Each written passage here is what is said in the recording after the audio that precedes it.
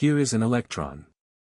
It is bound to the nucleus of an atom, circling, just like the textbooks draw it. So let me ask you something simple. Where is it, right now? In classical physics, the physics of Newton, every particle has a definite position. A point in space, with coordinates x, y, and z. Always. But for an electron, that answer is wrong. Not approximately wrong. Fundamentally wrong. So what is the right answer?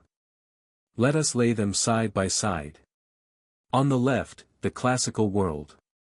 Newton's second law. Force equals mass times acceleration. Plug in a force, and the equation tells you exactly where the particle will be at every moment in time. Throw a ball. Track its position. The position as a function of time is exact. There is no ambiguity. On the right, the quantum world. The fundamental equation is not Newton's. It is Schrödinger's equation. And the thing this equation describes, called psi, is not a position. It is a wave. In fact, a complex wave, with a real part and an imaginary part. And from those two pieces, you can build the only thing experiments can actually measure. The probability density, written as the modulus of psi squared. The electron does not have a position. It has a wave function. Let us look closer. The wave function, written as the Greek letter psi, is a function of position x and time t. And here is the first surprise. It has two pieces. A real part, and an imaginary part. Mathematically, psi is a complex-valued function. It maps real numbers to the complex plane.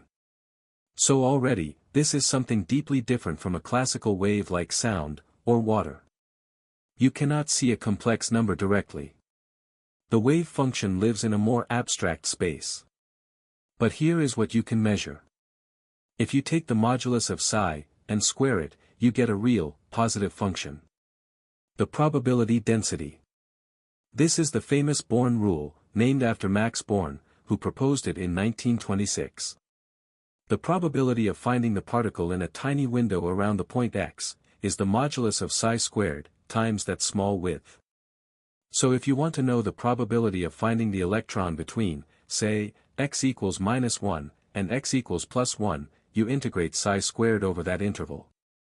Probability is area under the curve of the probability density. And if you integrate psi squared over all of space, from -infinity to +infinity, you must get exactly 1. Because the particle is somewhere. This is called the normalization condition. Every legitimate wave function must satisfy it. Here is where it gets beautiful. The Born rule is not a philosophical statement. It is a prediction. So let us test it. Imagine we prepare an electron in the same wave function, over and over, and each time we measure where it lands on this detector. 1 measurement. 5. 20. 100. Each individual outcome is random. We cannot predict any single hit. But watch what happens when we plot the histogram of all results. The pattern, perfectly, traces out the modulus of psi squared. This is the meaning of the wave function. Not a single prediction, but a statistical fingerprint of every possible outcome the universe allows. Now here is the strangest piece. Before we measure, the wave function is spread out. The electron has no definite position. It is, literally, described by this entire curve. But the moment we measure, the wave function collapses. Instantly. To a single sharp spike at the point we just observed. Measure again. Different result. Again. Different again. Each time, the wave reforms before measurement, and collapses again the moment we look. Mathematically, the wave function jumps from a smooth curve, to what is called a Dirac delta function. An infinitely sharp spike, centered on whatever value we measured. No one fully understands why this happens. We call it the measurement problem, and it is still being argued about, 100 years later. But every experiment ever performed confirms that this is what nature does. So we have psi. We know how to extract probabilities. But how does the wave function evolve between measurements? That brings us back to the equation we glimpsed earlier. Written out in full now.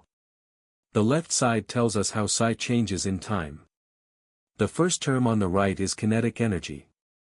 The energy of motion, written as a second spatial derivative. The second term is potential energy. Whatever forces the particle is feeling. And tying it all together, the relations Louis de Broglie, Max Planck, and Albert Einstein gave us.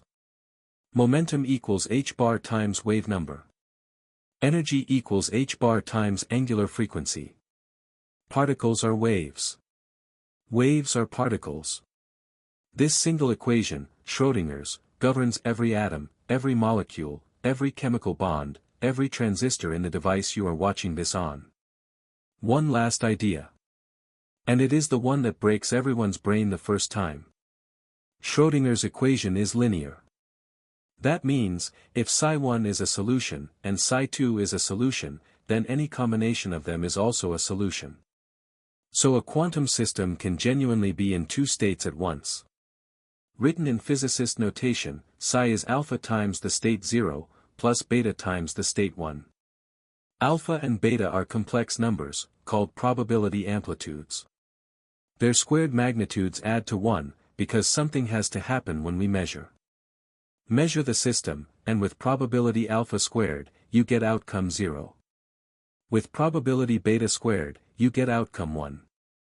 Before the measurement, the system is both. Not one or the other. Both. This is superposition. And it is the foundation of quantum computing, the double-slit experiment, and basically everything weird about quantum mechanics.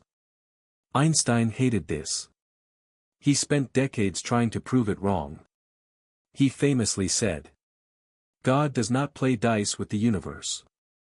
Niels Bohr, who built quantum mechanics, replied, "Stop telling God what to do.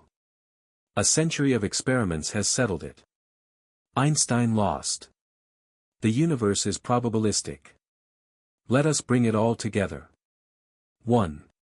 The wave function psi is a complex valued wave that contains everything we can know about a quantum particle. 2. Its modulus squared gives the probability density of finding the particle at any position. 3. Integrate that density over all space, and you get 1. This is normalization. 4. Between measurements, psi evolves smoothly, according to the Schrödinger equation. 5. At the moment of measurement, psi collapses to a single point. In the next episode, we will fire these wave functions through two narrow slits, and watch the universe do something that should be impossible. A single electron will go through both slits at once, interfere with itself, and leave a pattern on the screen that classical physics cannot explain.